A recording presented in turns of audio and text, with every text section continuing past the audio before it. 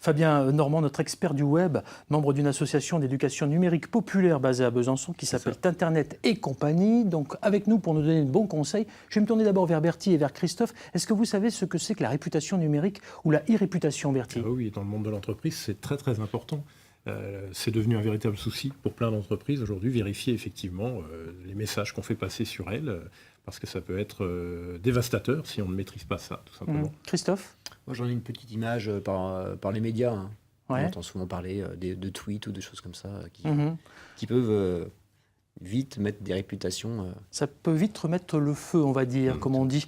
Qu'est-ce que c'est que la réputation numérique, alors, Fabien ? Eh bien, la réputation numérique, c'est ce qu'on va appeler une évaluation sociale. C'est-à-dire, c'est ce que les autres pensent de vous en fonction des informations qui vont être postées directement ou indirectement sur la toile. C'est une notion qui est apparue dans les années 2000, quand le web a commencé à vraiment émerger, et qui est au début orientée sur les entreprises, les marques, les produits, et qui aujourd'hui s'étend aux personnes, parce qu'on est tous un petit peu présents sur les réseaux sociaux. Donc on a tous, au final, aujourd'hui, une réputation numérique. On a tous un article qui parle de nous quelque part, ou une photo qui traîne sur Internet. On tape Bertie Robert dans un moteur de recherche, on arrive sur Bertie en maillot de bain, par exemple, à son grand dépens, parce qu'il ne le sait pas. Christophe Robert, je ne sais pas, qui chasse les moustiques à Lyon, avec son épuisette. Non, c'est ça, en fait, sérieusement ? C'est ça, effectivement. Donc des gens maîtrisent très bien cette réputation, d'autres pas du tout. Et ça, c'est un réel problème. Comment on peut surveiller sa réputation numérique ? La première des choses, simplement, prenez un moteur de recherche, Google, Quant, voilà, celui que vous appréciez, tapez votre nom dans le moteur de recherche, voyez un petit peu les résultats qui apparaissent. Souvent, on va trouver des homonymes, donc on ne trouve pas forcément des résultats qui nous concernent. Parfois, on en trouve beaucoup, parfois pas du tout.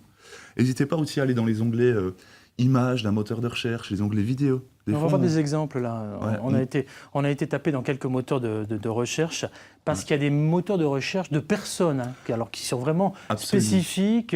Moi, je ne savais même pas que ça existait. Ouais. On en voit un là, c'est quoi ça comme moteur ? Alors, ce moteur s'appelle WebMe. Donc, il est vraiment spécialisé. Donc, on a des moteurs de recherche qui nous permettent de trouver des informations diverses comme Google ou Quant. Mais ceux-là sont orientés seulement sur les personnes. Vous avez la possibilité de taper le nom de quelqu'un, de filtrer sur un pays. Et ensuite, de voir les informations publiques. On voit un autre site, ça c'est People, ça c'est PIPL. Donc on a deux moteurs aujourd'hui, WebMe et People. People est assez performant, on voit qu'il y a quasiment 3 milliards de personnes qui sont référencées. Ouais. Et People gère très bien justement les homonymes. On va voir des exemples concrets. On a tapé un nom usuel, on l'a pris comme ça, Jean Martin. Ouais. Bon, pardon pour les Jean Martin qui nous écoutent, mais bon, on s'est dit ça. On n'a pas tapé de région particulièrement. Ouais. On en voit là quelques-uns. Et là, on voit que People, justement, gère très bien les homonymes. Donc, on va vous dire à chaque fois, j'en ai un à Neuilly, j'en ai un dans l'Indiana. Et à chaque fois, en fait, on va pouvoir retrouver, en fonction des informations qui sont publiques et présentes sur le web de cette personne, les différentes informations, la carrière de la personne, l'éducation, les pseudonymes qu'il peut utiliser, son numéro de téléphone s'il est marqué comme on a masqué l'adresse et le numéro de téléphone, mais on peut tout trouver. Ça fait peur, Bertie, Christophe, non ?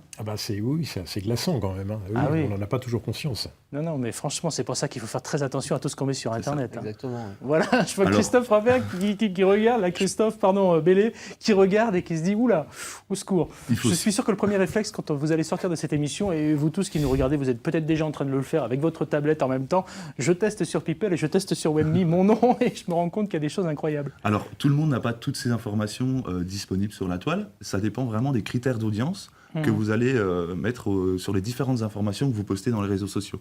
Les critères d'audience, c'est simplement de dire, est-ce que mon téléphone, par exemple, quand je l'ajoute sur Facebook, est-ce que je décide qu'il est public ou non ? S'il est public, alors People, WebMe... Il va le récupérer, il va l'absorber. C'est ça, tout à fait. C'est ça. Tout à fait. Et puis ensuite, c'est pareil pour les personnes en relation, si votre liste d'amis est publique, simplement.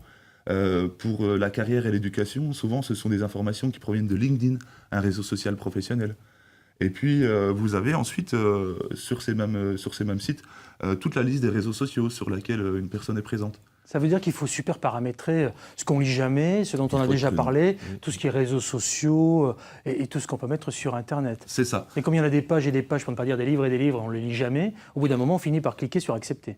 Alors, ce n'est pas forcément des conditions d'utilisation dans ce moment-là. C'est simplement, lorsque vous postez une vidéo, une photo, prendre le temps de vérifier qu'elle n'est pas publique. Si c'est une photo intime, une photo de vacances, eh bien simplement, prenez le temps de dire est-ce que j'ai envie qu'elle soit publique et donc présente sur les moteurs de recherche, ou simplement qu'elle soit réservée à mon cercle d'amis.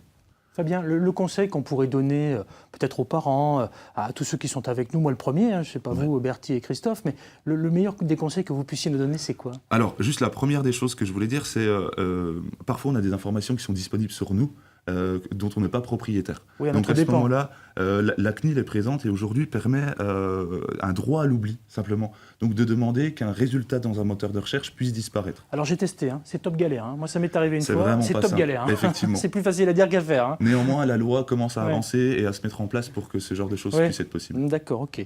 Mais encore une fois, les meilleurs conseils que vous puissiez donner? Les conseils que je peux donner aux parents, c'est même si vous n'êtes pas présent sur la toile, parce que souvent c'est le cas, on a des parents qui sont là, moi j'ai pas d'informations sur moi, ça me concerne pas.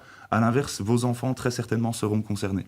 Parce qu'aujourd'hui, on voit beaucoup dans les écoles, avec les adolescents, des jeunes qui sont déjà présents sur ces réseaux et qui ne maîtrisent pas du tout cet outil. Donc prenez le temps de les accompagner, leur montrer ces outils. Ça serait vraiment dommage qu'une erreur de jeunesse les suive toute leur vie, parce que le web est éternel. Et c'est surtout pour ceux après qui vont les recruter, parce que le réflexe des recruteurs, c'est ça, c'est d'aller faire un tour sur ces 2 sites qu'ils connaissent par cœur. Absolument. Ils tapent, et quand ils ont en face d'eux un futur DRH ou une future je sais pas quoi, et là c'est cata. C'est